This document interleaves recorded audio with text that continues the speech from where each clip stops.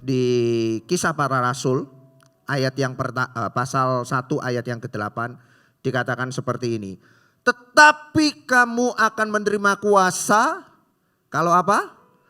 Kalau Roh Kudus turun ke atas kamu dan kamu akan menjadi, ini saya kasih besar ini, saksiku, saksinya Tuhan di Yerusalem dan di seluruh Yudea dan Samaria dan sampai ke ujung bumi. Ini adalah perkataan Tuhan kepada setiap kita. Ya, dikatakan kalau kita, ya tadi saya ngomong, kita akan ngomong tentang bentuk penginjilan yang personal, friendship evangelism. Firman Tuhan dengan jelas katakan tadi, ya itu Tuhan Yesus sendiri yang ngomong, kita akan menjadi saksi. Saksinya siapa? Saksinya Tuhan. Saudara adalah saksi Tuhan, amin. Kok kelihatannya nggak yakin semua. Itu firman Tuhan loh yang ngomong, kita adalah saksinya Tuhan. Ya, kita adalah saksinya Tuhan.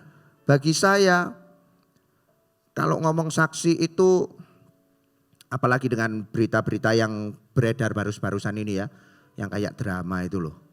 Ya, yang katanya ada kejadian tembak menembak, itu saya nggak lanjutkan, nanti nggak enak direkam itu kan. Kan saksi itu ada dua macam. Ada saksi yang benar, ada saksi palsu.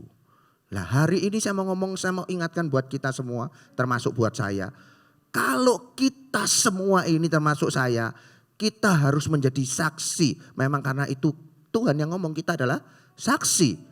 Dan bukan cuman saksi aja, tapi jadi saksi yang benar. Bukan jadi saksi yang palsu. Amin. Ya. Dan itu sebetulnya kalau ngomong jadi saksi itu, ini sebelum ngomong ke personal evangelismnya ya, friendship evangelism. Saya mau tanya sih, kalau misalnya Bapak Ibu, contoh lah ya, Bapak Ibu lagi mengemudi kendaraan, entah mobil atau sepeda motor, kemudian di depannya terjadi kecelakaan gitu dan Bapak Ibu lihat kayak gitu ya, lihat kecelakaan itu terjadi, tahu siapa yang nabrak, yang ditabrak siapa, yang salah. Terus tiba-tiba karena Bapak Ibu tahu kejadian itu, kemudian Bapak Ibu dimintai keterangan untuk jadi saksi. Bapak Ibu mau apa enggak? Banyak yang mau atau banyak yang enggak? Pertanyaan saya gitu. Hah? Yang jujur, yang mau siapa? Enggak ada? Loh ini saya tanya ini natural loh, ini masih ngomong saksi yang benar sama saksi palsu loh, ini belum ngomong personal evangelismnya. Siapa yang mau jadi saksi? Dibawa di kantor polisi gitu kan, terus ditanyain. Siapa yang enggak mau? Oh ini jujur semua ini lu. Yang lainnya enggak angkat tangan? Hah? Atau enggak ngerti mungkin. Saya ulangi ya. Enggak enak jadi saksi itu, bener enggak? Ngapain aku repot-repot? Itu nanti ada poin saya yang pertama nanti. Saya enggak ngomong itu dulu. Saya mau ngomong saksi dulu. Enggak enak. Buat apa ngabisin waktu? Ya kan? Sudah ditanyain nanti ini itu dan lain sebagainya, enggak enak. Tapi firman Tuhan dengan jelas, tetapi kamu akan menerima kuasa kalau Roh Kudus turun atas kamu dan kamu akan menjadi saksiku. Dengan kata lain Tuhan itu ngomong, kita itu harus jadi saksinya. Enggak peduli apapun itu. Dan ini yang perlu Bapak Ibu ingat ya. Kesaksian kita tidak boleh menjadikan orang itu memuliakan kita. Karena firman Tuhan katakan saksiku. Bukan untuk kita, tetapi kesaksian kita itu untuk apa? Untuk memuliakan Tuhan. Bukan untuk diri kita sendiri, untuk melupakan Tuhan, enggak. Tapi tujuannya untuk memuliakan Tuhan. Sebab kita hanyalah saksi, kita ini hanyalah alat. Kebanyakan setiap kita ketika kita bersaksi, kadang kita berhasil, biasanya oh itu karena aku. Lihat itu yang jiwa itu siapa itu? Itu aku. Aku sudah baptis berapa orang? Itu aku. Bukan seperti itu. Saksiku, kunya besar dengan jelas Tuhan. Bukan untuk kita, bukan untuk memuliakan kita atau melupakan Tuhan. Tetapi untuk siapa? Untuk kemuliaan Tuhan, karena kita adalah alat. Kalau Bapak Ibu lihat, ya saya tadi ngomong saksi yang benar sama saksi yang palsu. Saya nggak usah ngomong saksi yang palsu lah. Saya percaya semua pengen jadi saksi yang benar. Saya kasih contoh di firman Tuhan. Kalau Bapak Ibu lihat di kitab Yohanes pasal yang pertama, salah satu murid daripada Yohanes Pembaptis itu adalah Andreas, muridnya Tuhan Yesus. Ya, sebelum jadi muridnya Tuhan Yesus, saya nggak ngomong gini bukan Tuhan Yesus menghejek ya Bapak Ibu ya. Pastor Antoni waktu khotbah yang 1 bulan yang lalu sudah ngomong, dilarang mencuri domba dari gereja lain. Tapi kalau curi gembalanya boleh Bapak Ibu. Enggak. Salah ini nanti saya didoain. Enggak. Jangan ambil domba dari orang lain. Benar, kita harus benar-benar menginjil kepada orang yang belum kenal Kristus. Ya, saya tadi konteks ini saya mau ngomong Tuhan Yesus enggak lagi ngejek si Andreas. Andreas ini adalah salah satu murid Yohanes Pembaptis. Ya, waktu ketika jadi Tuhan Yesus ini belum mulai pelayanannya ketika tiba-tiba pokoknya lagi pas papasan gitu Yohanes Pembaptis dengan Tuhan Yesus. Kemudian saya lupa Yohanes yang ngomong apa. Tiba-tiba Andreas itu datang kepada Tuhan Yesus terus tanya, "Rabi, di mana engkau tinggal?" Kemudian Tuhan Yesus ngomong, "Kalau kamu pengen tahu, ayo ikut aku." Lah setelah itu ya saya enggak tahu kejadian apa, pokoknya setelah itu seharian gitu kemudian tiba-tiba Andreas dia pulang, dia panggil saudaranya. Andreas ini saudaranya Petrus. Ya, saudaranya Petrus, dia bawa Petrus kepada Tuhan Yesus dan di situ juga Petrus akhirnya menjadi murid Yesus. Artinya Andreas cuma bersaksi aja, dia ngomong, "Oh ya aku tadi loh ketemu sama Yesus, orangnya lemah lembut." Saya enggak tahu yang dia ngomong apa, pasti dia bersaksi. "Aku seharian sama dia, aku berasa damai," gitu. Akhirnya dibawalah Petrus. Harusnya dengan segampang itu. Ya kan? Tapi bagi kita ketika kita harus bersaksi, ketika kita harus menginjil. Saya enggak ngomong ini ya, kelihatannya kita ini, saya ngomongnya tadi gampang. Tapi kenyataannya kan aduh aku gak bisa, aku harus ngomong apa. Betul enggak Bapak Ibu? Ya. Jangan Bapak Ibu ngomong iya ini Andreas murid Yesus. Itu waktu itu belum jadi muridnya loh. Saya enggak tahu ketika dia ajak Petrus kok tiba-tiba Petrus ya mau. Kemudian sejak dari itu Petrus sama Andreas ikut Tuhan Yesus. Sama lagi tetap di kitab Yohanes. Kalau Bapak Ibu ingat perempuan Samaria yang ketemu dengan Tuhan Yesus. Ya, waktu Tuhan Yesus dia lewat ke kota Samaria. Saya lupa dari mana menuju kemana dia lewat Samaria. Dia haus, murid-muridnya disuruh cari makan dan pokoknya suruh cari makan dan dia mengalami kehausan. Dia ketemu dengan perempuan Samaria yang lagi nimba air, ingin ngambil air di siang hari. Tuhan Yesus cuma ngomong apa? Itu kalimatnya sederhana sih. Yang saya ingat cuma gini, Tuhan Yesus ngomong, "Berilah aku minum." Gara-gara ngomong, kasih ono aku minum. Bertobat loh perempuan ini. Betul enggak? Firman Tuhan loh yang tulis. Yohanes pasal 4 kalau enggak salah. Ya, cuman ngomong seperti itu terjadi obrolan apa. Akhirnya bertobat perempuan ini kembali ke kotanya, kembali ke desanya. Dia ngomong, aku tadi ketemu sama Tuhan Yesus loh ini. Satu kota bertobat. Gara-gara kalimat berilah aku minum. Ya, kelihatannya kalau kita baca gini enak ya cuman ngomong tok aja satu kota bertobat. Ya, harus menjadi saksi yang benar. Ya, saya tulis kayak gini Bapak Ibu. Kesaksian itu yang pertama. Kesaksian itu tugas dan tanggung jawab orang percaya. Ya, tadi saya katakan saksi, kalau kita adalah saksinya itu lifestyle gaya hidup kita. Dan kesaksian itu adalah tugas dan tanggung jawab kita. Kalau Bapak Ibu mengaku orang percaya, kalau Bapak Ibu adalah murid Kristus, mau gak mau kita harus bersaksi. Karena itu tugas dan tanggung jawab kita. Bahkan saya tulis kayak gini juga, kesaksian bukanlah karunia. Kenapa saya tulis gini? Tadi saya sempat ngomong kan kadang, enggak bisa aku ngomong. Aku enggak punya karunia. Ya. Aku enggak bisa ngomong, itu biarno tugasnya coach, itu tugasnya tim leader, itu tugasnya CGL. Tugasku cuma makan-makan waktu di CG, itu tugasku. Enggak. Ya, kesaksian itu adalah tugas dan tanggung jawab kita sebagai orang percaya, bukan karunia. Amin.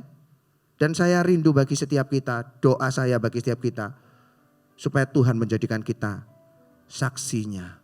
Mulai dari hari ini sampai selama-lamanya. Amin. Ya, sehingga dimanapun Bapak Ibu atau saya berada, selalu mencerminkan kemuliaan Kristus. Buat saya yang seperti itulah personal evangelism, friendship evangelism, seperti itu. Simple. Kau saksikan aja kebaikan Tuhan. Ngomong aja apa yang Tuhan lakukan di dalam hidup Anda.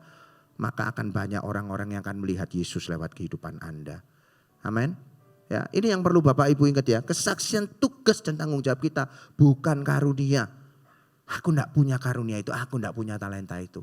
Benar, ucapannya enggak salah sama sekali karena bersaksi itu bukan karunia. Amin. Tapi itu tugas dan tanggung jawab kita. Yang berikutnya kesaksian itu, saya agak cepat ya Bapak Ibu, waktunya cepat ini saya masih ngomong saksi ini, belum ngomong personal evangelismnya. Kesaksian itu setiap orang pasti berbeda. Masing-masing orang itu berbeda. Jadi enggak usah iri. Ya. Jadi enggak usah iri. Baik yang mungkin pinter ngomong, enggak pinter ngomong, enggak usah iri. Iya aku enggak pinter ngomong kayak itu. Enggak usah iri. Tiap orang punya pengalaman pribadi dengan Tuhan sendiri-sendiri. Dan enggak sama pengalamannya. Amin. Ada yang mungkin bertobat sudah sejak dari begitu keluar dari kandungan ibu, sejak dari kecil. Ya enggak apa-apa, tetap engkau bisa bersaksi. Ada yang mengalami pertobatannya karena mengalami sesuatu yang spektakuler, bisa. Enggak usah iri. Ya, tapi Tuhan pakai setiap kita. Ya, enggak usah iri, aku enggak bisa kayak itu, aku enggak bisa. Ya. Tapi saya percaya tetap kembali ke Kisah Rasul tadi 1 ayat 8. Tuhan akan pakai kita sebagai saksi. Amin. Ya. Saya sering ngomong terakhir-terakhir ini. Bukan sering ngomong ini ya, sering berbicara ini. Bukan maksud saya terakhir-terakhir kalau ngomong tentang penginjilan. Saya juga gak tahu Bapak Ibu. Saya beberapa bulan terakhir ini di Instagram saya itu adalah kesaksian saya Bapak Ibu. Ya, itu cara saya. Bapak Ibu mungkin nggak bisa niru atau mau tiru ya terserah lah. Tapi poin saya gini, lewat Instagram saya, Bapak Ibu kalau yang ikut Instagram saya itu nggak matching antara foto gitu dengan captionnya itu nggak matching sama sekali gitu. Sudah itu 180 derajat itu. Ya, poin saya sebetulnya saya sudah tulis ini lebih kalau 3 tahun mungkin bisa 4 tahun lebih. Poin saya di Instagram itu seolah-olah saya itu berapa ya. Kalau ngomong berkhotbah kok kelihatannya terlalu sombong. Bukan khotbah, maksudnya saya nyeritain firman Tuhan itu kayak saat teduh gitulah Bapak Ibu. Ya. Dan terakhir beberapa bulan terakhir ini banyak sekali mereka yang DM gitu kadang. Ya kalau yang komen-komen itu teman-teman gitu komen-komen. Kalau yang DM itu kadang mereka minta didoakan. Saya enggak tahu, saya sudah pernah cerita belum di tempat ini? Belum ya? Bahkan yang terakhir itu ada napi Bapak Ibu, narapidana, napi itu narapidana. Ya. DM saya minta didoakan, bukan cuma minta didoakan. Dia juga ngomongnya halus kalau punya berkat lebih minta disupport. Ya, saya sendiri bingung ini napi kok bisa IG-an loh. Tapi ini sungguhan loh Bapak Ibu. Saya ini di mimbar saya enggak bohong loh ini. Dan itu aktif dia, itu kadang sering nge-like juga kadang. Saya heran. Ya, kadang minta support, saya ya bingung support minta uang Bapak Ibu. Saya bingung terus ngasihnya gimana? Apakah saya disuruh ke sana gitu kan nyambangi gitu? Dia ngomong, "Oh ini kok tak kasih nomor rekening saudaraku, pakai OVO aja. Nanti kalau saudaraku besuk nanti bisa diberikan ke saya." Terus kadang, "Kok pulsaku habis kok, tolong kok." Ya buat IG-an. Loh ini serius Bapak Ibu. Serius. Saya ngomong enggak tahu apakah kebetulan temanya Go and Make Discipleship sehingga bulan-bulan terakhir ini saya kayak gitu. Ada orang yang panti asuhan dan lain sebagainya. Selama saya digerakkan Tuhan untuk kasih, saya akan kasih. Selama enggak, ya enggak. Ya. Kenapa saya ngomong gini? Saya mau ngomong ini tadi loh. Kesaksian setiap orang itu beda, enggak usah iri. Tuhan bisa pakai kita dengan berbagai macam cara. Asal Anda mau jadi saksi yang benar buat Tuhan. Amin. Saya ngomong gini banyak yang pernah juga, pernah salah satu, saya lupa pangkatnya kalau nggak salah kolonel. Dia saya yang baptis, ya karena lihat IG. Saya enggak tahu kok ajaib gitu ya. Ya, saya sendiri juga kadang IG itu isinya kan foto saya sendiri kebanyakan gitu. Saya tahu kalau saya foto sama istri saya, kadang istri saya, aduh kok kan posisiku waktu itu kayak gini kok upload sih. Ya daripada saya sudah nulis panjang lebar fotonya enggak ada terus dihilangi lagi di delete ya. Mendingan saya sendiri aja, bilang orang narsis enggak peduli saya. Poin saya sebetulnya kadang bukan fotonya, poin saya itu orang baca. Saya ngomong gini bukan Bapak Ibu untuk ikut follow IG saya, lu enggak Bapak. Ya, maksud saya mau ngomong kita ini bisa kok bersaksi pada dunia dengan cara kita sendiri. Asal kau jadi saksi yang benar buat Tuhan. Amin. Dan itu enggak butuh karunia, memang karena bukan karunia kita bersaksi. Ya. Yang ketiga, kesaksian itu mengandung resiko dan menentukan masa depan. Sederhananya kayak gini Bapak Ibu. Kalau kita jadi saksi yang benar, otomatis kesaksian kita ini benar. Kalau kesaksian kita benar, gampangnya saya bisa ngomong kayak gini. Bapak Ibu akan bisa dipercaya oleh orang. Amin. Kalau engkau berkata-kata benar, engkau bersaksi dengan benar, saudara-saudara, orang akan percaya dengan kita. Sebaliknya kalau kita jadi saksi yang enggak benar, saksi yang palsu, ngomong apa aja kita enggak akan pernah bisa dipercaya dengan orang. Amin. Karena orang lihat kita, aduh ini Isannya cuma ngomong tok ini.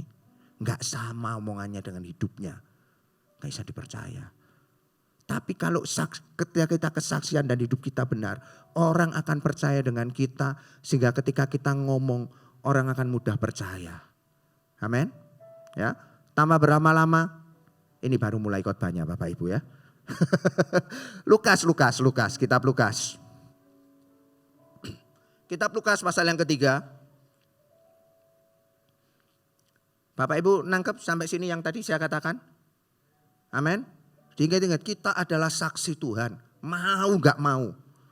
Dan bersaksi itu bukan karunia. Itu tugas dan tanggung jawab kita. Gak perlu iri dengan orang lain. Setiap kita punya kesaksian yang berbeda-beda. Ya, dan kesaksian kita itu menentukan masa depan kita. Amin. Nah, ini adalah kesaksian daripada Yohanes Pembaptis. Lukas pasal yang ketiga. Hari ini, yang pagi ini ibadah yang pertama, saya mau bahas ayatnya yang ke-10 sampai ke-14. Ya, kan seperti tema khotbah saya, do and don't do it. Ya, lakukan atau tidak lakukan, perbuat atau tidak diperbuat. Lah hari ini saya mau ngomong apa yang harus kita perbuat sebagai saksi Tuhan. Yang pagi ini, nanti yang siang apa yang gak boleh kita perbuat sebagai saksi Tuhan. Ya, konteksnya masih tetap dalam ini ya, friendship evangelism personal, kesaksian hidup kita secara personal. Ya, langsung aja Lukas 3 ayat yang ke-10 sampai ke-14. Firman Tuhan katakan seperti ini. Orang banyak bertanya kepadanya, jika demikian apakah yang harus kami perbuat? Jawabnya, barang siapa mempunyai 2 helai baju, hendaklah ia membagikan dengan yang tidak punya. Apa? Firman Tuhan ngomong apa? Kalau punya 2 helai baju, hendaklah dia bagi dengan yang tidak punya. Kemudian lanjutnya. Dan barang siapa mempunyai makanan, hendaklah ia berbuat juga demikian. Kalau punya makanan, bagian juga. Ya, berikan juga kepada orang lain. Kemudian ayat berapa ini lanjutnya? 14. Ada datang juga pemungut-pemungut cukai untuk dibaptis dan mereka bertanya kepadanya, Guru, apakah yang harus kami perbuat? Jawabnya, jangan menagih lebih banyak daripada yang telah ditentukan bagimu. Dan prajurit-prajurit juga bertanya juga kepadanya, dan kami apakah yang harus kami perbuat? Jawab Yohanes kepada mereka, jangan merampas dan jangan memeras dan cukupkanlah dirimu dengan gajimu. Ya. Saya mau ngomong 3 hal hari ini. Apa yang harus kita perbuat sebagai saksi Kristus? Do it. Bukan duit ya, bukan duit ini. Duit, lakukan, berbuat. Ya, saya takutnya salah Bapak Ibu. Karena biasanya kalau ngomong duit itu cepet itu. Langsung ke situ jurusannya gitu kan. Apa yang harus kita perbuat sebagai saksi Kristus? Ya, lewat Lukas pasal 3 ini ayat 10 dan 14. Kenapa tadi saya baca penegasan lagi ketika banyak orang tanya kepada Yohanes Pembaptis ini. Ya, apa yang harus aku perbuat? Yohanes dengan jelas ngomong, kalau kamu punya 2 helai baju, bagilah kepada orang yang belum punya. Kalau kamu punya makanan, bagilah. Ya, hal simple. Ya, ngomong masalah penginjilan tentang personal, tentang friendship yang pertama. Jangan hidup bagi diri sendiri. Ya. Jangan hidup bagi diri sendiri ataupun kepentingan diri kita sendiri. Ya. Karena orang yang menjadikan dirinya sendiri sebagai pusat, dia tidak akan pernah mementingkan atau peduli dengan kepentingan atau perasaan orang lain. Intinya aku, dan aku. Makanya tadi di awal tadi saya juga ngomong kan, kita ini alatnya. Kalau kita bersaksi ingat bukan untuk kita tapi untuk siapa? Tuhan. Sama kalau kamu mau bersaksi hidupmu kau saksikan terbuka sebagai suratan Kristus yang terbuka. Ya. Jangan hidup buat diri Anda sendiri. Ya. Seberapa banyak kadang kita gak pedulilah biarin orang lain. Yang penting aku gak gitu kok. Ya. Firman Tuhan bahkan ajarkan, Yohanes tadi ngomong. Kalau kamu punya 2 helai baju bagi itu buat orang lain. Kalau kamu punya makan bagi itu. Ini yang harus kita perbuat sebagai saksi Kristus. Jangan hidup keselamatan itu tidak kita nikmati seorang diri. Bagikan kepada orang-orang lain. Kepada keluarga yang mungkin belum pernah mengenal Kristus. Kepada teman-teman kantor Anda, kepada teman-teman kuliah. Kita enggak hidup buat diri kita sendiri. Karena kita adalah alatnya. Ya. Karena orang yang hidup bagi diri sendiri, biasanya itu adalah mendatangkan orang yang hidup bagi diri sendiri itu adalah sumber kekacauan Bapak Ibu. Sumber kejahatan itu pokoknya karena aku dan aku. Karena orang yang egois itu biasanya sumber kekacauannya dari situ. Dan biasanya orang yang hidup bagi dirinya sendiri itu gampang tersinggung, gampang marah, gak bisa menguasai diri. Kenapa? Fokusnya selalu aku dan aku. Ya. Dan bagi saya itu harus kita buang jauh-jauh. Ya. Belajarlah untuk mengasihi orang lain. Saya tahu saya bisa ngomong seperti ini. Saya mengalami proses yang cukup lama juga Bapak Ibu. Mungkin kadang-kadang sekarang sekali-sekali juga masih muncul. Saya ini orang yang cuek, orang yang acuh Bapak Ibu. Nggak peduli orang lain ngapain, yang penting aku kayak gini. Ya. Dan kalau sekarang saya bisa melayani Tuhan. Saya pikir-pikir kalau saya flashback gitu ya. Kok bisa ya? Saya ingat Bapak Ibu ketika saya menyerahkan diri 2001 jadi hamba Tuhan sepenuh waktu. Ya, sebelum itu yang membuat saya mau jadi hamba Tuhan itu apa sih? Saya ingat waktu setiap kali kita KKR ke kampus-kampus dulu. Banyak orang yang maju bertobat terima Yesus. Saya waktu itu saya lupa saya CGL atau coach.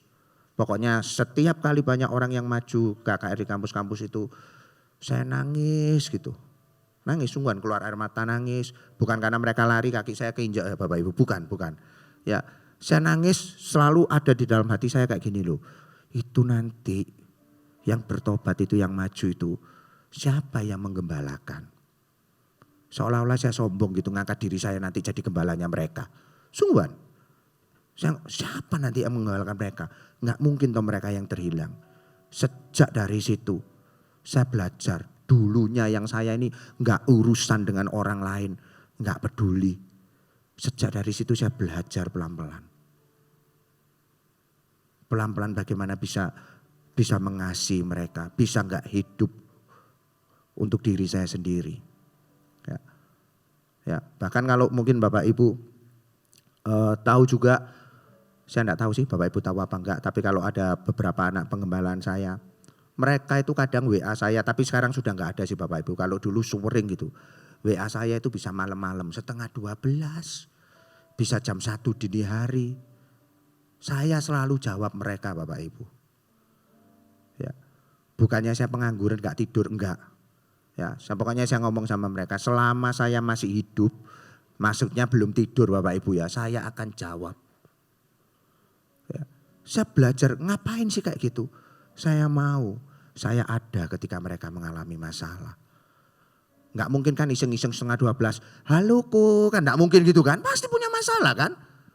Lah kalau gitu halo kok ya saya panggil, nanti kamu tuh ngapain ngerepotin orang gitu kan. Enggak kan, pasti mereka ngalami sesuatu pasti. Ya kadang sharing mereka sampai malam. Saya ngomong gini, saya bukan untuk membanggakan diri saya Bapak Ibu.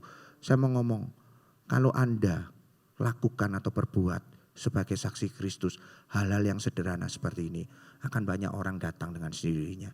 Kan banyak orang bertobat dengan sendirinya lewat kehidupan Anda. Anda enggak perlu bikin KKR. Satu-satu. Ya. Dan itu yang harus terjadi dalam kehidupan setiap kita. Ya. Buang jauh-jauh kepentingan diri kita sendiri. Jangan hidup bagi diri Anda sendiri. Bahkan Tuhan Yesus sendiri, Filipi pasal 2 ayat 4 sampai ke 6. Ya, nanti Bapak Ibu baca sendiri. Dia bahkan tidak menganggap kesetaraannya yang dia adalah Allah yang harus dipertahankan. Kenapa? Dia rela menanggalkan itu semua. Dia enggak hidup bagi dirinya sendiri. Amin. Dan itu harus terjadi di dalam kehidupan setiap kita. Ya, bukan berarti terus kita enggak boleh ini ya Bapak Ibu. Maksud saya Bapak Ibu harus seimbang gitu. Bukan cuma jadi orang yang egois, enggak. Amin. Yang kedua, waktu saya sudah merah Bapak Ibu, harus dipercepat lagi berarti ini. Nangkep maksud sini, sampai sini Bapak Ibu? Sampai sini? Amin. Yang kedua, lewat tetap tadi Lukas 3 ayat 10 sampai 14, harus ada perubahan hidup yang jelas. Sederhananya nomor 2 ini, kenapa ada perubahan hidup yang jelas? Maksud saya kayak gini Bapak Ibu, hidup kita harus dipimpin oleh Roh Kudus. Dia pemilik kehidupan kita. Ya, sejak ketika kita bertobat, ketika kita dibaptis, ya, hidup kita bukan hidup milik kita lagi, tetapi hidup milik Kristus. Ya, kelihatannya ngomongnya enak, tetapi di dalam kehidupan kita sehari-hari belum tentu kita bisa menjalankan seperti ini. Tapi saya mau katakan, belajarlah tetap terus hidup kita ini dipimpin oleh Roh. Saya percaya kita ini masih hidup di dunia ini, kita masih belum sempurna. Tetapi izinkan Tuhan, izinkan Roh Kudus yang memimpin hidup setiap kita. Sehingga Galatia pasal 5 buah-buah roh itu 22 sampai 23. Ya.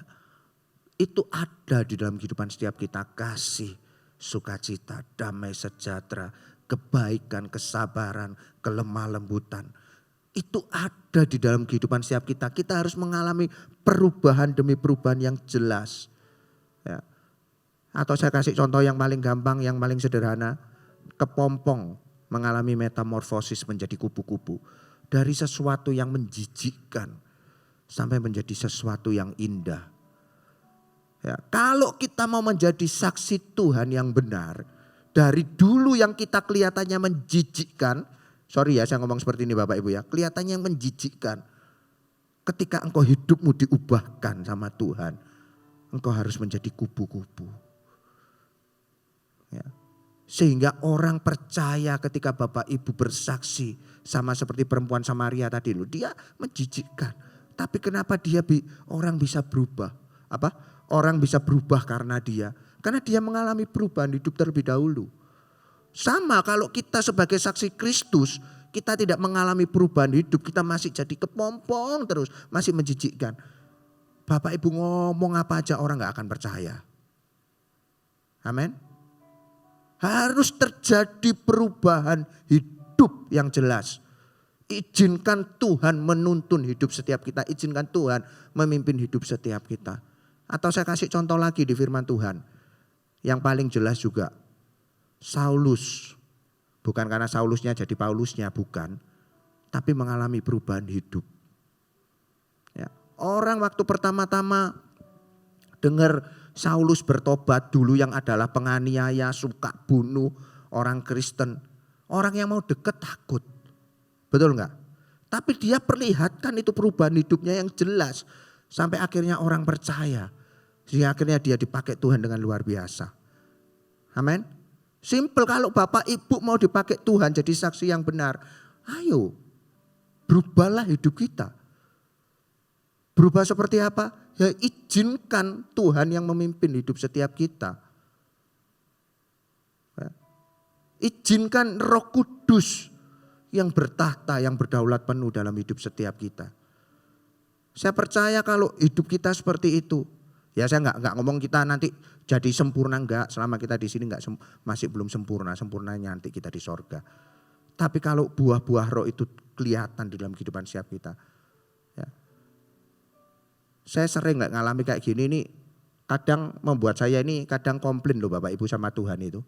Saya ini kok kebagian yang nggak enak sih Tuhan. Maksudnya nggak enak gini, karena saya tahu, saya ngomong gini saya ngalamin dalam kehidupan saya Bapak Ibu. Kalau orang-orang yang butuh sesuatu, datangnya kok ke saya sih Tuhan. Mbok datang ke Pastor Antoni gitu loh, atau datang ke Pastor Lukas gitu. Enggak, datangnya ke saya. Kadang banyak yang datang itu orang-orang yang jam 7 kurang 5 gitu loh Bapak Ibu gitu kan. Yang belum penuh gitu loh kadang. Aduh aku kok dikasih yang kayak gini-gini sih Tuhan. Apakah saya punya magnet dengan orang-orang yang kayak gitu? Ya. Kadang itu komplain tapi saya bersyukur iya katanya mau jadi saksi Tuhan. Ya kamu kan gak bisa pilih-pilih. Itu kan juga manusia. Kadang Tuhan itu ngomong sama saya kayak gitu loh. Itu ya butuh dikasihi. Iya Tuhan tapi mbok jangan sing gini. Mbok sing normal-normal gitu loh Tuhan. Sing gak normal jangan aku yang lain gitu loh. Ya, belum lagi yang banyak lah ngomong kayak gitu itu. Makanya saya bisa ngomong kayak gini.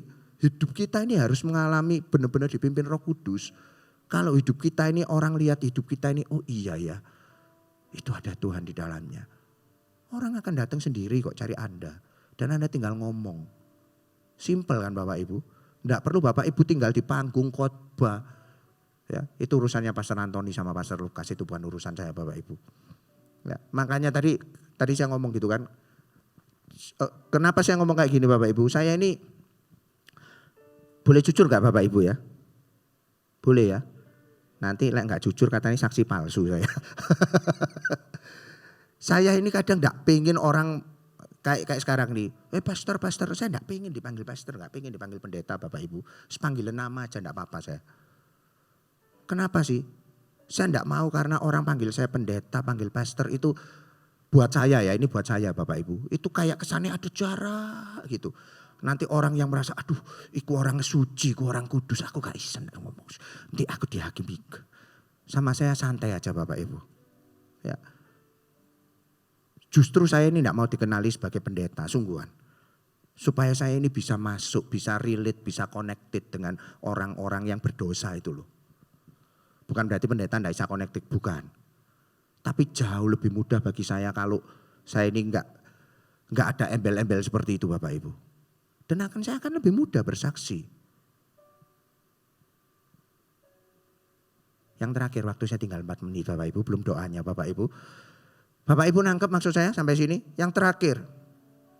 Yang terakhir ayat 14 tadi kalimat terakhir dikatakan gini kan. Cukupkanlah dirimu dengan gajimu. Nah, saya bukan ngomong gaji Bapak Ibu, bukan. Tapi belajarlah mencukupkan diri. Kalau Anda jadi saksi yang benar, belajarlah mencukupkan diri. Atau dengan kata lain saya bisa ngomong kayak gini loh. Ya, bersyukurlah dengan apa yang sudah Tuhan berikan di dalam kehidupan setiap kita. Ya, Tuhan bisa pakai keberadaan Bapak Ibu seperti apa, pekerjaan Bapak Ibu seperti apa, atau bahkan mungkin cuman seorang ibu rumah tangga. Tuhan bisa pakai, bersyukurlah. Amin. Ya, karena segala yang baik sudah Tuhan kerjakan di dalam hidup setiap kita. Ya, diingat-ingat, bersyukur. Kenapa? Karena Tuhan sudah mengerjakan yang terbaik di dalam hidup kita. Biar lewat hidup kita bisa memuliakan Tuhan. Ya, dan lewat hidup kita, biar orang lain boleh mengalami kasih dan kebaikan Tuhan. Amin. Ya, itu aja yang bisa saya bagikan Bapak Ibu. Jadi, saya undang worship ministry maju ke depan terlebih dahulu. Yang terakhir mau saya katakan kayak gini, jadikan Tuhan Yesus penguasa hidup kita. Ya. Kalau Bapak Ibu mau bersaksi, paling sederhana, jadi saksi yang benar. Bapak Ibu jangan menuntut orang lain untuk berubah, tapi berubahlah terlebih dahulu. Seberapa banyak kita selalu, oh gak bisa, misalnya suami istri gitu kan. Gak bisa kamu karena kamu kayak gini. Sing satunya, iya soalnya kamu kayak gitu ya, kayak gini gitu ya gak selesai-selesai. Belajarlah berubahlah terlebih dahulu. Izinkan hidup kita ini dipimpin oleh Roh Kudus. Ya, ketika kita sudah berubah, saya percaya orang akan melihat, iya ya, kenapa dia bisa berubah. Mereka akan bertanya kepada kita. Amin. Dan belajarlah bersyukur dalam kehidupan setiap kita. Gak usah iri dengan orang lain. Ya, segala yang baik sudah Tuhan perbuat dalam kehidupan setiap kita.